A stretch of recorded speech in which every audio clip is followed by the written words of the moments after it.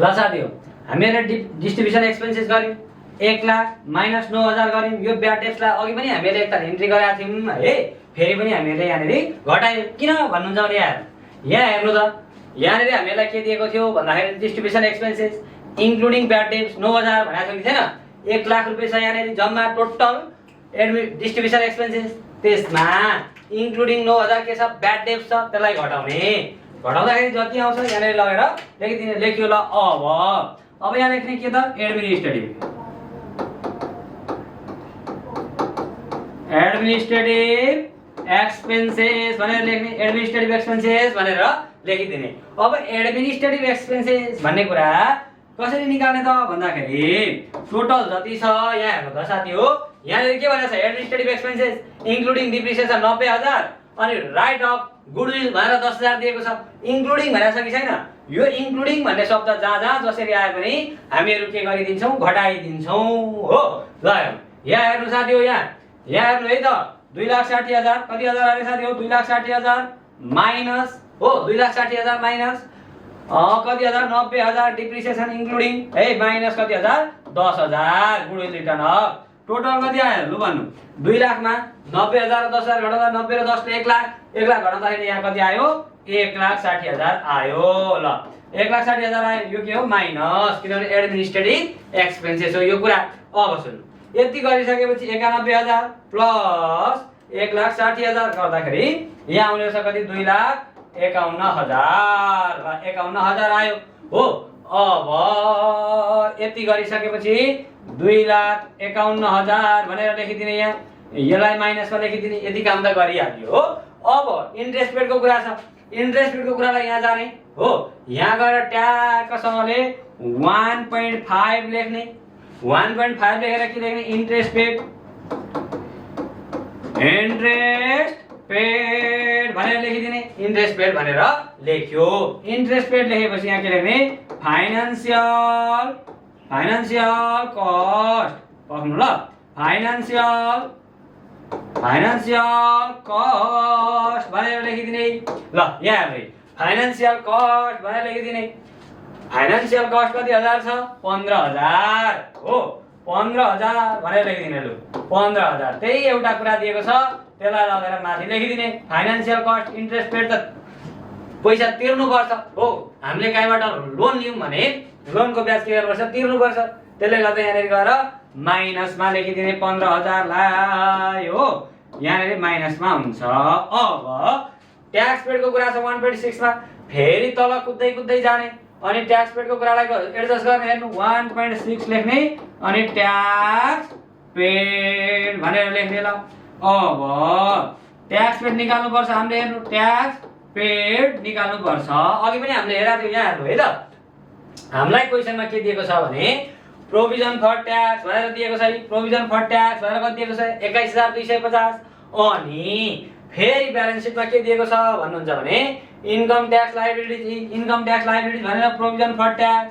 भन्नु एउटै हो। प्रोभिजन फर ट्याक्स भनेर दिएको छ 21,250 दिएको छ हो। अब पहिलो वर्षमा छैन, जिरो छ। अब कसरी निकाल्ने ट्याक्स पेड भन्नुहुन्छ भने इन्कम स्टेटमेन्टको 21,250 सँग ब्यालेन्स सिटको पहिलो वर्षको लागि जोड्ने, जिरो छ माइनस 21,250 गरिदिने। कति आउँछ यो र यो प्लस माइनस निल भयो। यहाँ सुन्नु है, यो कसरी निक्लियो भन्ने कुरा म बुझाउँदैछु। यहाँनिर के गरेको भने प्रोभिजन फर ट्याक्स इन्कम स्टेटमेन्टमा थियो 21,250 ठीक छ। अनि त्यस पछाडि के गरियो त भन्दाखेरि पहिलो वर्षको लागि जोडियो जिरो अनि माइनस 21,250 घटाइयो। यसरी हामीहरूले निल निकालियो। ल यति गरिसके पश्चात यहाँनिर के गर्ने त साथी हो भने यहाँनिर यति गरिसकेपछि यहाँनिर ड्यास आयो, किन ट्याक्स पेड रहेनछ, जिरो रहेछ। यति गरिसकेपछि हामीले क्याश फ्लो फ्रम अपरेटिङ एक्टिभिटिजलाई सक्यौं। अब यहाँनिर क्याल्कुलेसन गरौँ त 9,51,000 प्लसमा छ, 9,51,000 प्लसमा छ, सबै माइनस छ, सबैलाई घटाउने। माइनस 6,10,000 कति आयो साथी हो 6,10,000 माइनस 2,51,000 माइनस 15,000 गर्दाखेरि कति आयो 75,000 75,000 आयो। 75,000 आयो ठीक छ।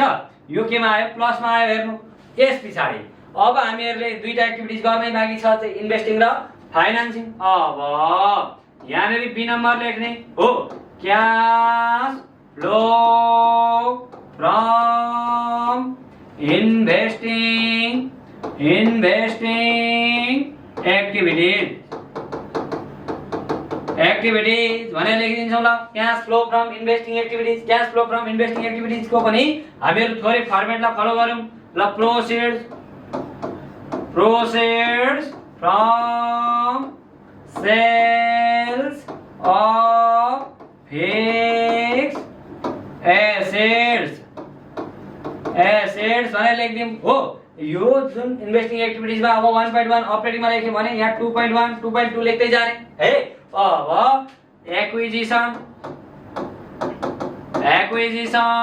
Cost price of fixed assets भनेर लेखिदिने तपाईले अगाडिको क्लास लिनु भएको छैन यो फर्मेटको भने लिनु है लिनु नत्र यो बुझिदैन नि फेरि अगाडिको क्लासहरु छोड्नु भयो भने त long term investment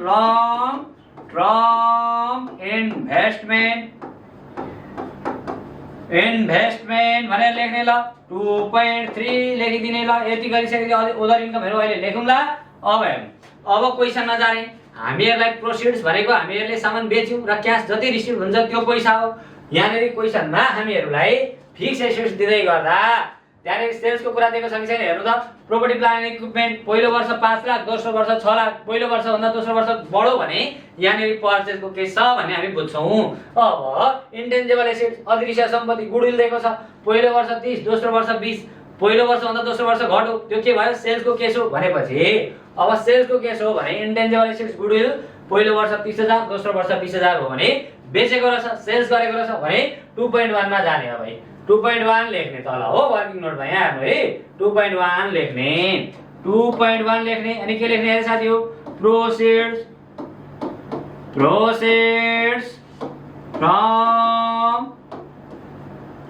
from sales of fixed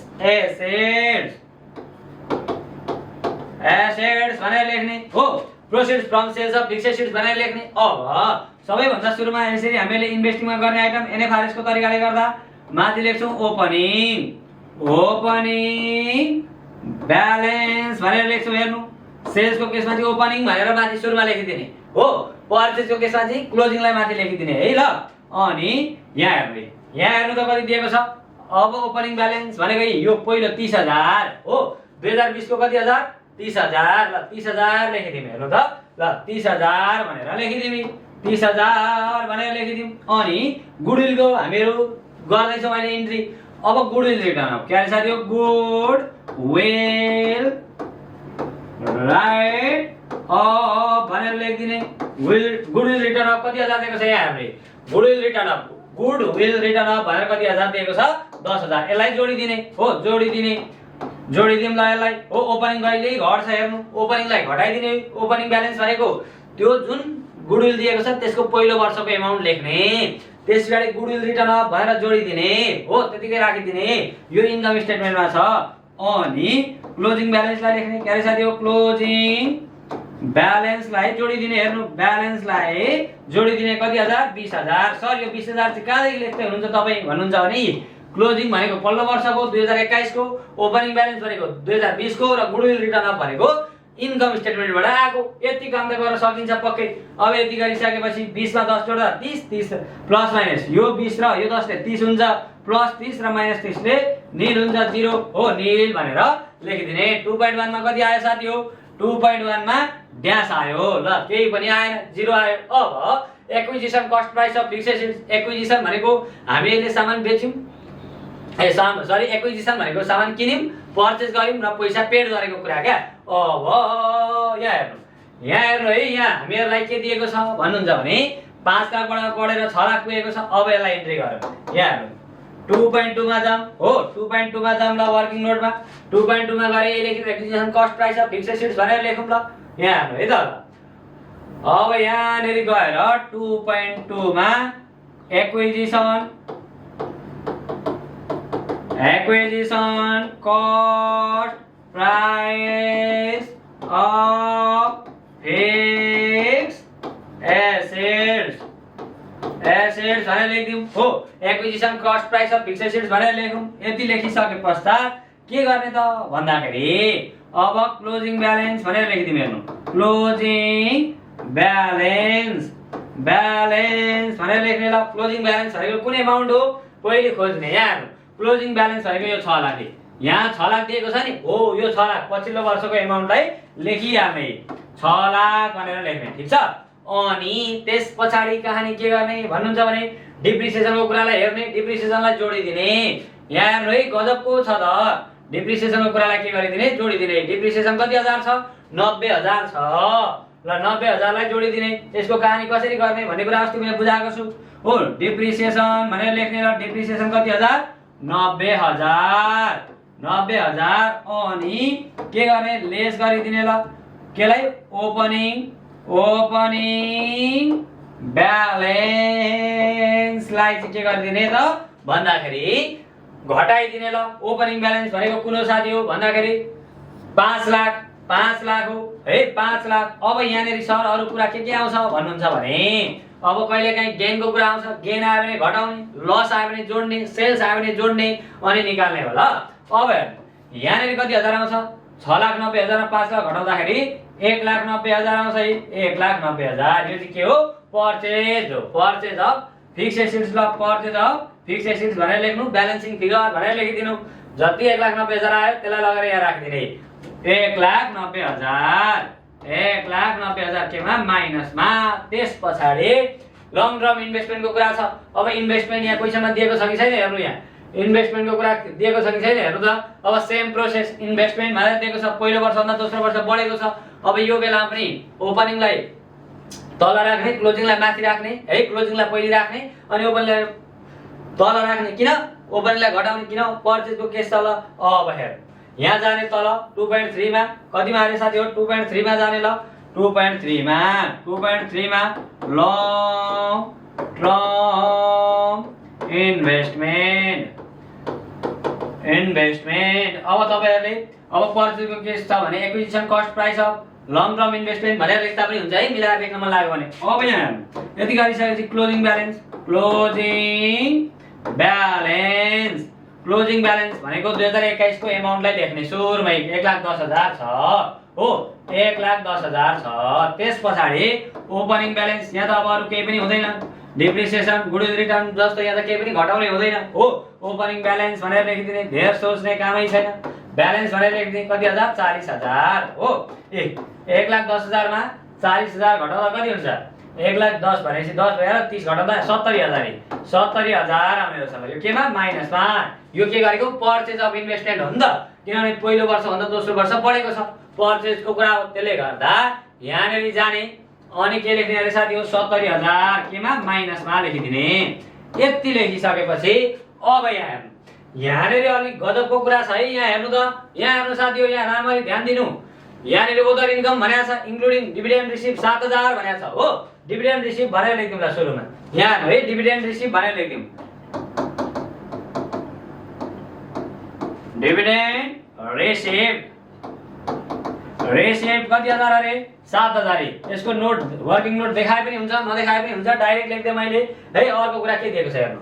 अर्को कुरा के दिएको छ इन्ट्रेस्ट रिसिभ 350। इन्ट्रेस्ट रिसिभ 350 छ नि। ल यसलाई पनि लेखिदिउँ हो। यसलाई पनि लेखिदिउँ। हेर्नु 350 इन्ट्रेस्ट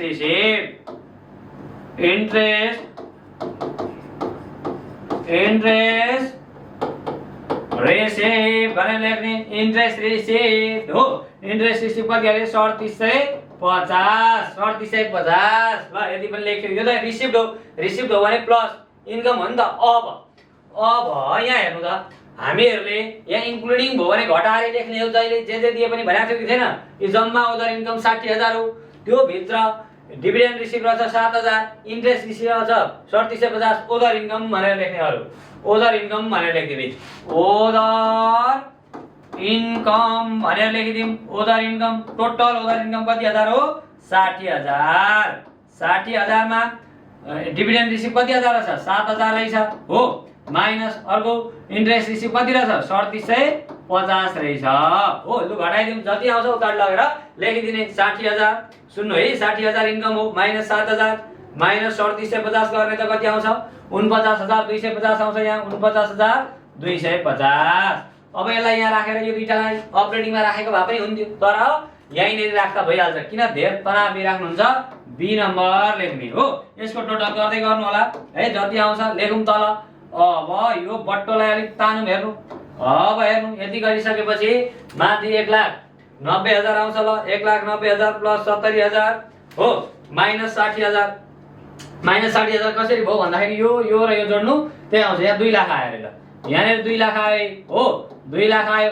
अब हेर्नु हाम्रो एन्सर त मिलेको छैन फेरि नआत्तिने एन्सर मिलेन भनेर नआत्तिने किनभने हामीले ओभर इन्कमलाई इन्भेस्टिङमा राखेको छ उसले तल र माथि गर्न मिलाएर दिएको छ है। जस्तै डिभिडेन्ड रिसिभ इन्ट्रेस्ट रिसिभलाई अपरेटिङमा राखेको छ अनि ओभर इन्कमलाई कहाँ राखिदिएको छ त भन्दा इन्भेस्टिङमा राखेको छ त्यसरी गरिदिएको छ त्यसले गर्दा नआत्तिने।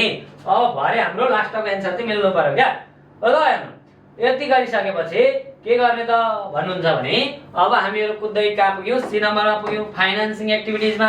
ल C number cash flow from के गर्ने फाइनान्सिङ एक्टिभिटिज है फाइनान्सिङ एक्टिभिटिज पुग्यौँ हामीहरू। अब यहाँनिर त यो फाइनान्सिङ एक्टिभिटिज हामीले वर्किङ नोट गरे पनि हुन्छ नगरे पनि हुन्छ त्यही भएर हामीहरू गर्दैनौँ यसलाई छोडिदिने यतिकै। अब हेर्नु जति जति छ त्यही एमाउन्टलाई लगाएर लेखिदिने। अब सेयरको कुरा सबैभन्दा सुरुमा सेयर क्यापिटल 5 लाखबाट बढेर कति भएको छ 5,90,000 इन्क्रिज भएको छ नि त। यो केसलाई हामीहरू के भनेर लेख्छौँ भन्दाखेरि proceeds from issue of share capital proceeds from issue of share capital भनेर लेखौँ ल। Proceeds from issue of share capital भनेर लेखिदिउँ हो। Proceeds from issue of share capital भनेर लेखिदिउँ कति हजार भन्दाखेरि 90,000। 5,90,000 मा 5 लाख घटाउँदा यहाँ कति आउँछ 90,000 आउँछ। यसलाई हामीहरू वर्किङ नोटमा देखाउँदैनौँ। अब सेयर क्यापिटल भनेको लायबिलिटिज हो। लायबिलिटिज इस्यु हुँदा अथवा इन्क्रिज हुँदा के हुँदैछ त भन्दाखेरि लायबिलिटिज इन्क्रिज हुँदा यहाँ हेर्नु है यहाँ राम्ररी हेर्नु लायबिलिटिज इन्क्रिज हुँदा के हुन्छ प्लस हुन्छ हो। यो कुरालाई यहाँनिर राखिदिने हो ल ठिक छ। अब हेर्नु यसलाई प्लसमा राखिदिने। अब अरू कुरा हेर्नु सेयर प्रिमियमका कुराहरू दिएका हुन सक्छ अरू केही दिएको छ हेर्नु त साथी हो। ल अरू के दिएको छ हेर्नु त ल यहाँनिर भन्दाखेरि अरू हेर्नु यहाँनिर केही पनि दिएको छैन। लोनको कुरा चाहिँ 10% लोन एन्ड बरोइङ भनेको छ हो। बरोइङ भनेर दिएको छ 1 लाखबाट बढेर 1,50,000 भएको छ ठिक छ। अब increase in loan and borrowing भनेर लेख्दिउँ ल। Increase in loan and borrowing भनेर लेखिदिने कति हजार 50,000। लोन एन्ड बरोइङ भनेर लेखिदिने ल हो। 90,000 मा 50,000 के हो त भन्दाखेरि अब माइनस हो कि प्लस हो यो 50,000 भन्ने कुरा त तपाईहरुले बुझिहाल्नुहुन्छ।